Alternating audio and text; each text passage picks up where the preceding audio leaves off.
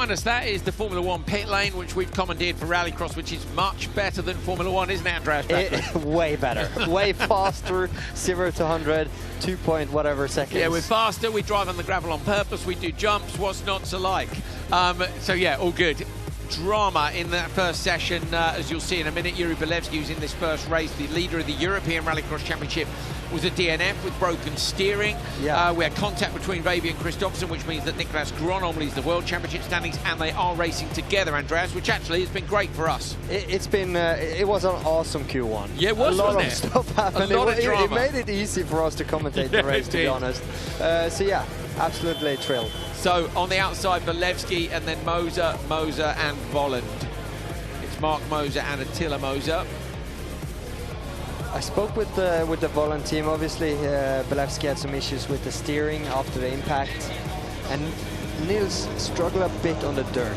Okay, so this time they're out first, and that could be a bit of a problem. As you said, Andreas, at the end of the last session, it might be super slippery. Can Belevsky get what he needs here, which is the whole shot? Big time he needs it. It is a good start by Belevsky. He's got to squeeze Moser immediately. Comes across, and Volland doesn't challenge him in turn one, which is a good decision by him. So Belevsky leads. This time he's out front clean. He's got a teammate behind him. Happy days, Andreas. Yeah, this is exactly what Yuri needs. Both the Moser jokers there. We see Belevsky and Nils Volland first and second. They can follow each other. They can go fast. You know, Belevsky and Nils, they have great pace when they're up front. Decent joker delta here, 4 laps. Would you have jokered together if you were the Mosers? Because I wouldn't. I would definitely not. I mean, I know you have to If commit, you are fourth and number 3 jokers, you don't go. You don't. Yeah. That's called joker option, isn't it, usually by the spotters? Yeah. You can see the track is cleaned up a bit. There's no water here, especially in turn 7.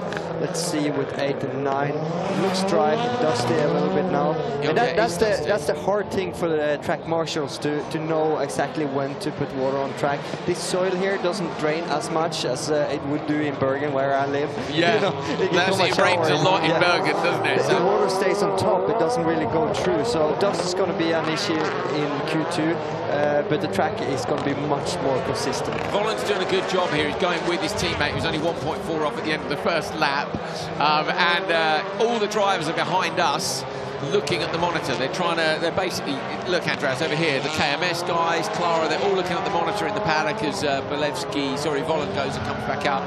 They're all checking the conditions. Yeah, they are. Every one of them. And you know, it's crucial to win the start here now, much more than before, due to the dust. You know, the dirt section is so important. It's so tight. It's so technical, and you need to hit every kind of clear path that it can, otherwise you're going to lose 2 seconds. We were saying, weren't we, though, that we really like it. Like when we went off there last time, we were like, what do we like? I really like it. We like the track. Yeah. It is a track. It's going to be less dust, you know, like you see the black pads. Yeah, the blue groove. Blue groove. It's kind of like compromising not compromising, but compressing the dirt together, and you are getting rubber on the dirt. All of a sudden that dirt is going to be away, and you're only going to have tire marks on it. Blue groove is something we took a while, I think we as a championship and certainly drivers, it took a while to understand, isn't it? Because in the USA, where we've both been, here's Johan looking, Niklas in the background, they're all looking here at the exact same pictures. They'll be annoyed now because they're looking at themselves and they can't see what's going on track. But the Americans at racing on dirt a lot more are kind of more used to that blue groove thing. We see it here, we see it in Barcelona. Yeah. You don't see it in Scandinavian country where you have more rocks in the dirt. This dirt here is more compact, more sandy, but it's compact, and it's been lying down here for 11 years.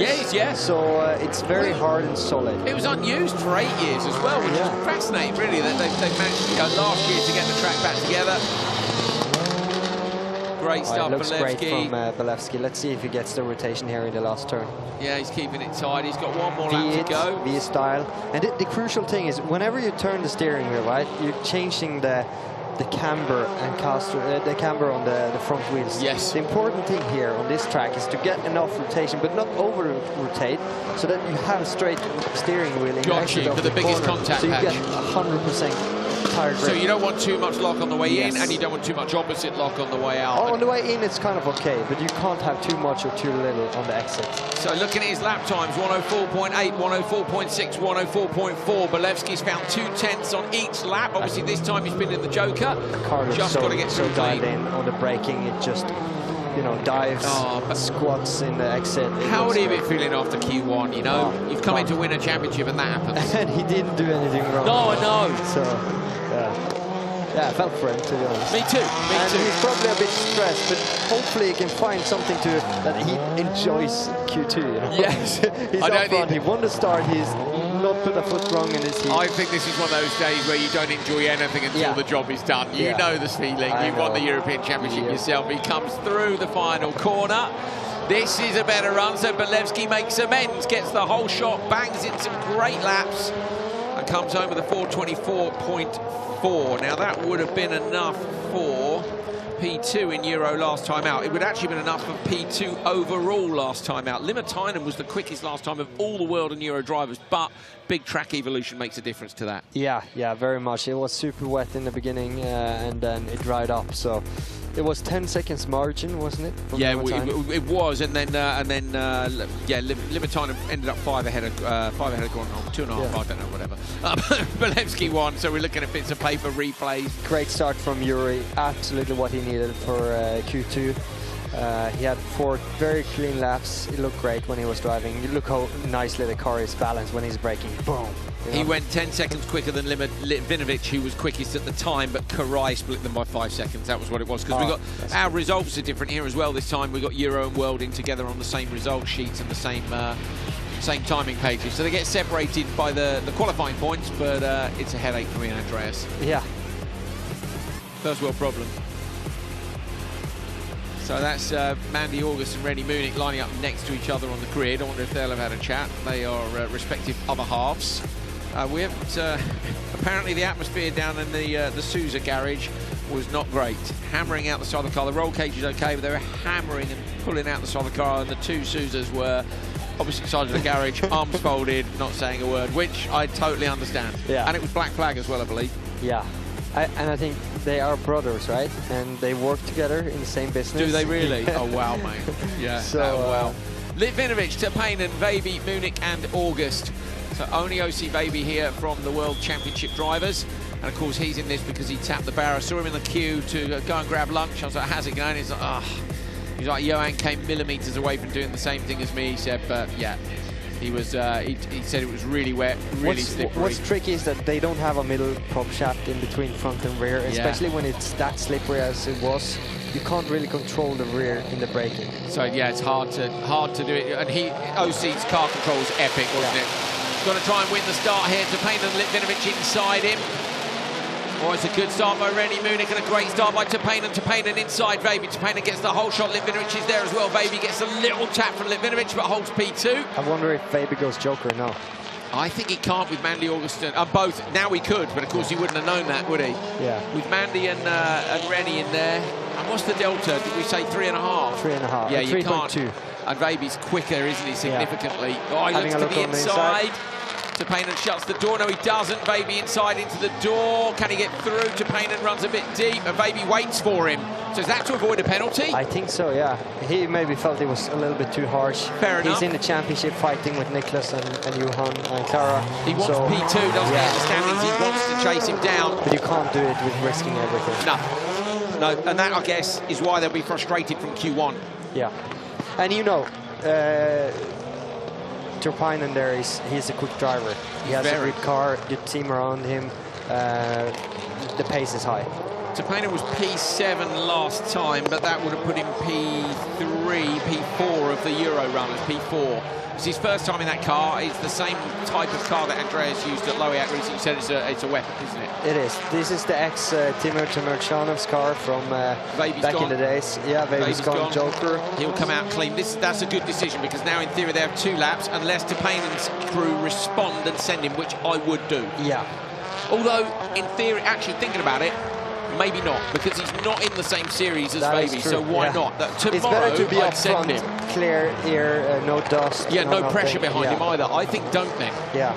Wait for the last lap, and if you get overlapped, you get overlapped. That is true. I can see Turpainen is not having enough rotations here on this track. That's so crucial, and he's a little bit late. Struggling a bit to get the axes together, but this is something that's going to be better and better for him. So more sideways on the way in. Yeah, you see he just misses the racing line, making Litwinovic catch a little bit. You going to go see him? He's only 16, he'd appreciate it, I'm sure. Yeah. Here he goes, so over the line, we need to see whether or not he's going to go Joker this time round. It's basically one big left-hander as you come over the line. Is anybody going to go? Not enough.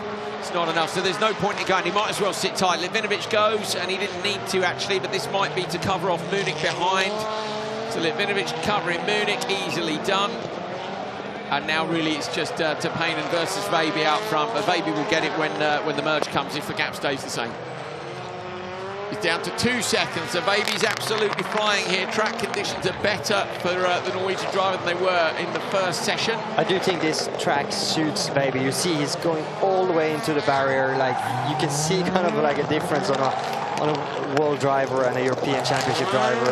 And also Baby is a professional, top class. You know, just finding every edge off the track, finding the grip, a little traction here and there. Look at where Baby is positioned. Compared, that's what you were saying in the previous lap about Turpainen dropping a rear wheel, and he did it again earlier in the lap. And you can see how quickly that VW Polo is rotating. You know, he still drives it like a V-style corner that last turn, and it's perfect.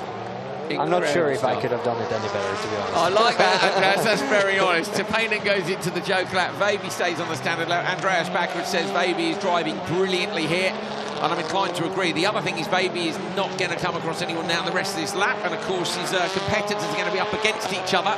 I would say, I think he lost about 1 second the first lap, staying behind Turpainen, and also fighting into turn number 6.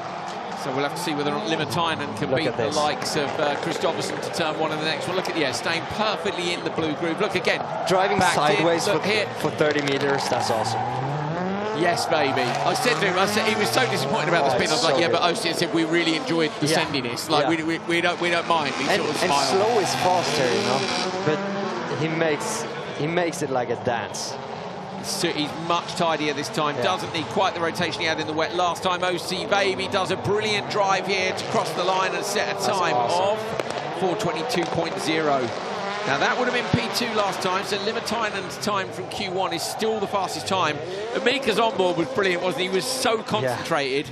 But now we get to see again whether Limitainen can do it in this this last race of the session.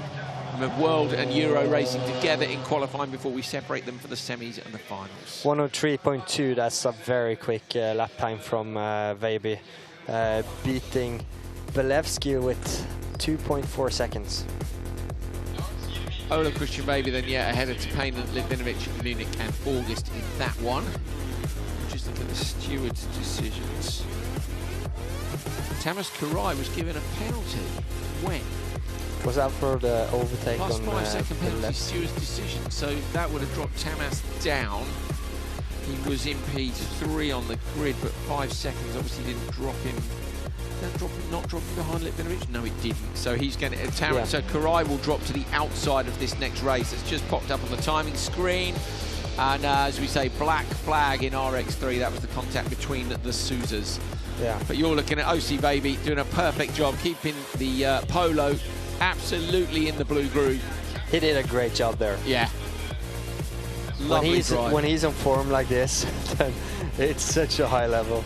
I mean, obviously being a Norwegian, seeing him from rallying, especially like there's this winter rally up in Nyirád in Norway on ice and snow. He's epic. Coming there with the R5 Polo, you know.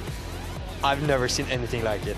His car control is epic, and that's what comes from the rallying, which of course Johan, who you just saw, has done some of. Nicolas Gronon is doing some rally driving. They all know, just like Petter when he came to the World Championship, just that ability to move a car around when the conditions get tricky can be amazing. And the thing for me is that rallycross is MMA of motorsport. You have to tackle it all. Every racing aspect, rallycross, racing, rallying, drag race, everything is in one pile.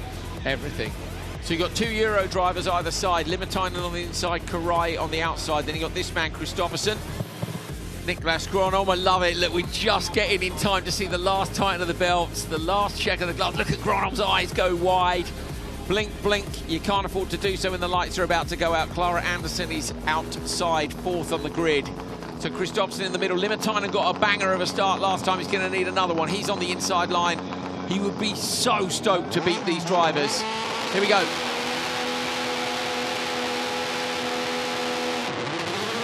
It's a good start across all 4. Limitainen moves out, squeezes into Gronholm. Gronholm into Kristoffersson. Limitainen with the whole shot again round the outside. Karai tries for P3. While squeezing through in the background was Kristoffersson. He's down in P4. If nobody goes, he'll go. He goes in with Gronholm.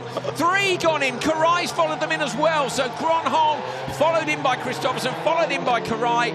It's going to make it hard to edge Gronholm now. He's going to have to pass him on track. That is true, but Johan just did whatever he needed to do. I mean, into turn 1 there, it was very, very tight. He stayed humble. He runs super wide now in the exit of turn 5, all the way on the outside of the track into turn 6. Wonder if he has an issue, but yeah. No, he's behind you, Niklas now, and you have to overtake on track. It's not super important for Johan to beat Niklas today and tomorrow, because he has a little gap in the championship. You know, he's a clever man. He knows the drill, and he knows the deal. The risk, isn't it? And last time he couldn't possibly avoided his teammate where he was. He'd be hoping now that Niklas smashes in some really quick laps and they can get the overlap on Limitainen out front. You can see the difference on the car behavior from the CE dealer team car to the VW Polo. The CE dealer team car is very tricky, because when the rear snaps, it really snaps. So you don't want to go too oversteering. So I think the CE dealer team car probably is a bit faster on the tarmac. But on the dirt, I think the Polo is... Kristoffersson is pushing really hard. You can see he put a wheel out on the red and white curbs. He's keeping Gronholm under pressure. Gronholm is now up on the back. Limitainen Joker, by the way. Yeah, came out in front.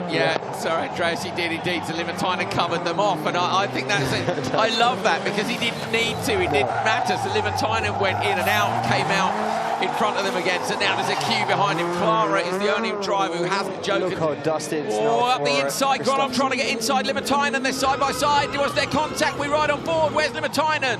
Where's Limitainen? Gronholm's got through, so Limitainen's dropped back. They got him up the inside on the exit. This is awesome racing. I love this track. It's so many ups, or inside, outside, and undercuts and movement, like tiny movements. It's cool. And we're only just on to lap 3. This is half race distance in this one. Now Kristoffersson will look to find a way past Limitainen. Limitainen out wide. I reckon Johan will go on the inside on the brakes, but Clara has a 2 second gap to Niklas, but it's going to be tight with Kristoffersson. Obviously, Mika and Johan is fighting for 3rd. So if Clara can put on a little bit bigger of a gap to Mika and Johan, she's going to be ahead. So she might be able to get in front of Johan, which again would help Niklas out in terms of qualifying. The only way Johan can win the title today is if Johan qualified 4th today, Johan was TQ, Niklas was 4th, and then Niklas finished 4th. Small mistake again. Drops back a bit. But so basically you need 2 P4s for Niklas, and you need Johan to TQ and win. And I don't think that's going to happen now, not with the way these races have gone so far. Remember, only 3 qualifying sessions. Clara will have the Joker on this last lap. It's dusty, Andreas. I think it's very hard. You need to be very close to a car ahead so that you see the brake lights and see the rain light, as we call it. So the watering balance isn't quite right yet, is it? But look now, it's going to be super tight between Clara and Johan. I think Johan still got it. Here we go, Clara into the Joker lap, trying to come out inside Johan Kristoffersson, but Kristoffersson is probably going to get there first. He does indeed. So, now he looks inside Limitainen, desperately trying to find a way past, but no point in him taking any major risk. He looks inside again. Limitainen still stays out on the standard racing line. Kristoffersson trying to out-accelerate him on the inside, but can't find the tracks in the Polo to do so. You're looking back here, I think, from Limitainen, it was towards Kristoffersson. And again, into the right. Look at that. The dust is so much you don't see the car until the last second. Staying up here commentating with you, I just want to go in the car now. I know, mate, I know. Come on. I've wanted to be in there for 12 years. It's, it's a bummer. Here we go, on board again with Johan looking forward at Limitainen. Limitainen doing a great job, at Gronholm doing a fantastic job, desperately trying to keep his championship hopes alive, drives over a bit of the branding. Fastest lap is Limitainen over the line, though, and the win goes to Gronholm. Gronholm takes this one ahead of Kristoffersson and Anderson in world Limitainen and Karai. Where was Bolevsky? 4:24. Limitainen 4:21. So Limitainen wins the second qualifying session as well, with Bolevsky right behind him. That is keeping the Euro title fight super close. Gronholm with a 4:19.9 will be where? Just ahead of Kristoffersson. He's ahead of Veiby, and Veiby is just ahead of Kristoffersson and Clara Anderson. Where's Veiby? You can see his time, you remember? 2:19. Yes, well spotted, mate. 2:22 from Ole Christian. Yes, so Veiby gets P2, so actually that's Kristoffersson third then. Yeah. So Gronholm here might stand to take a couple of points off Kristoffersson if he can hold on to these positions when we get to Q3 later on today. It was a busy old turn one, wasn't it, when you see it on board? It was tight. And that concrete wall on the outside, it's getting so quickly into your view. The driver's eye view there as well is really interesting, because often we go, oh, why did he go then? Yeah. When you see the car disappear, you don't really have any concept of who's gone in front of you. You've committed to it at that point if you're right under the rear wing of the car in front. And I think also Johan got caught with a surprise that Niklas jokered from P2 there. That was the pass. Yeah. That was the pass. So tidily done by Gronholm. That really was a good pass by Gronholm. I think Mika looked at Clara, and Clara missed the turn 9, and then he ended up losing kind of the turn 9. So great stuff with Euro and World running together. Kristoffersson piled the pressure on to Limitainen. Limitainen withstood it well. Johan also won't take a risk. Gronholm is the one who needs those points and needed to take a little risk and try and get through. Yeah. Let's take a look at the standings for the World Rallycross Championship after this session. You can see Niklas Gronholm in P1, Kristoffersson is in P2, so he's still in that second place at the moment. Niklas would get 3 points, Johan would get 2, and Veiby would get 1. Remember, the championship gap at the top is the one we're really interested in. Mika Limitainen wins both sessions as well from Tamas Karai, Joni Topane and Damien Litvinovich. Bolevsky, crucially, is down in P5. So at the minute, Limitainen would score 3 championship points and Bolevsky would score 0. So that will close the gap down to 7 at the top. Yeah, so we're up for a good fight. This weekend's going to be awesome. Say again, mate. We're up for a good fight. Yeah, we are. Sorry, in Euro RX, it's very tight for the championship there. You have some rookie Mika Limitainen there. Having a lot of pressure, like it's easier to be in P2, you know, coming into the final race, nothing to lose. Big news coming through as well. I couldn't hear you, Andreas. I was getting a message from race control. Andre Souza is not in this race. So Ruggiero, Andre was the car who got hit, wasn't he? Or was it the other? No, was it Ruggiero? Who's missing? I think Ruggerio's missing. Yes. Andre Souza is in. Yeah, yes. Ruggiero is missing. So it's Ruggiero who was black flagged in the last one, who's missing. But it does give us a 5-car race. So yeah, race controller just sent us another message saying no, it's Andre Souza who's in and Ruggiero who's out. So Ruggiero had the damage to the front, Souza had the damage to the side. If you remember, Andre Souza finished the race, and yeah, wow. All right, ready to race. Okay, Ribeiro in the middle of the grid needs to stay out of trouble. Gerklis on the inside wants to take a win, obviously. Ribeiro last time gave the start up really easily. A lot of wheel spin from the Super 1600 machines. Gerlins drops back, Kovacs drops back in the middle of the grid. Ribeiro with a great start. Andre Souza around the outside, gets a little bit of contact from Richie Gerklis. Might lose out to Kovacs here as well if he's not careful. Kovacs is inside. And last minute, he goes off into the joke lap. So Souza made a last-minute decision, actually pretty lucky to miss Gerlins on the way in. Absolutely. Another great start by Johan Ribeiro. He had a best reaction time there. I had some expectations on Kovacs because you remember in Q1 he was flying off the start. Absolutely brilliant. Didn't get done this time. So Ribeiro out front. They were struggling for traction last time, and the track conditions are very different again. It is now proper blue groove with a bit of dust over the top, which is not that easy to deal with. Yeah. Kovacs is all over the back of Richie Gerklis. Look. Oh, that's some pushing in there. Very tricky to drive a front-wheel driven car. Oh, he's run wide in the background. Gerklis runs wide. Kovacs up the inside. That's just, it is just a tiny bit wide, and it's gone. Yeah.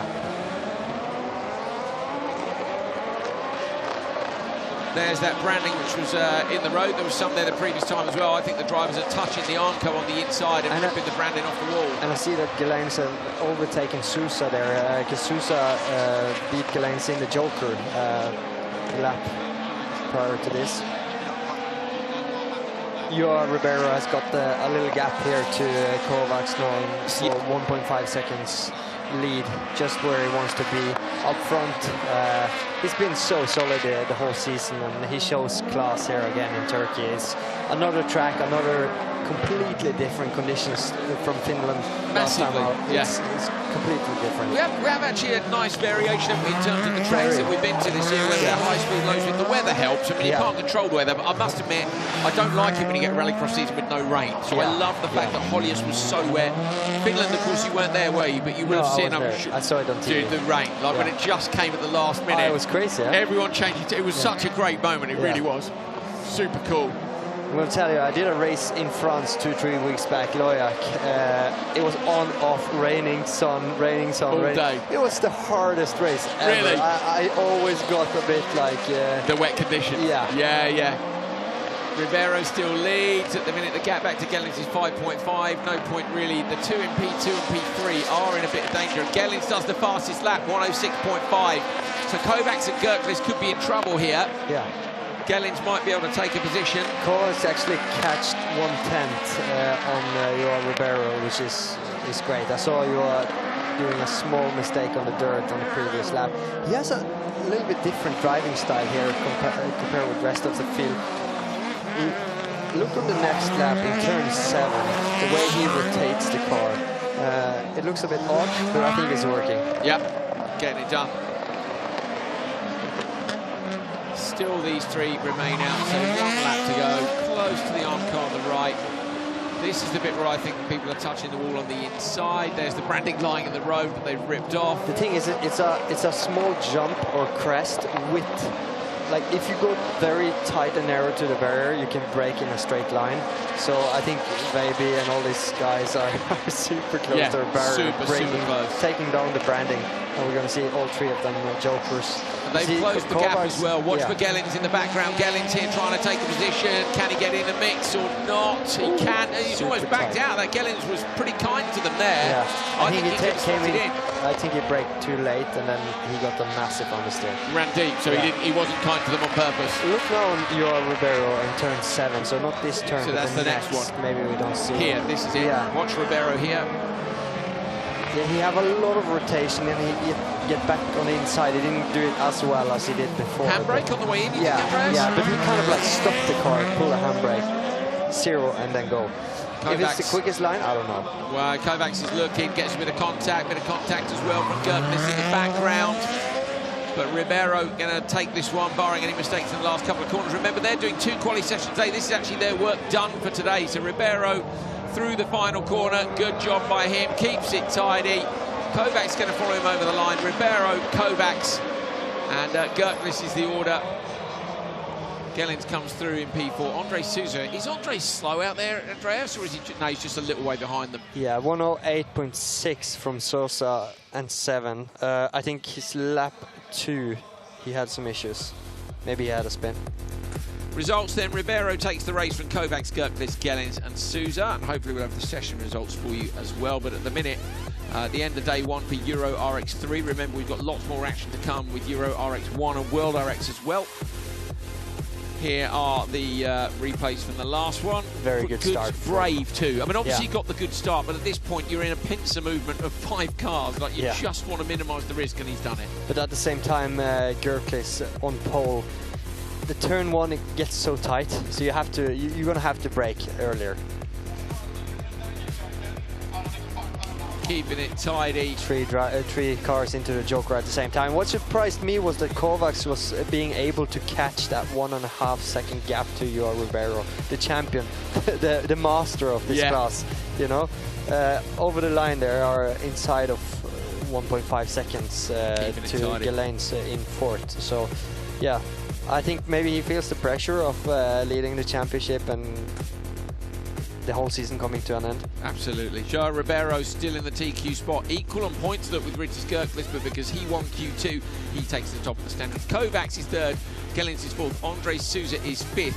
What we need to find out is whether or not Rogério Souza can get the Fiesta repaired in time to come out for the 3rd qualifying session. Join us at 3 p.m. local time today for the conclusion of Euro RX1's title and more qualifying from World RX and their final 2. See you then.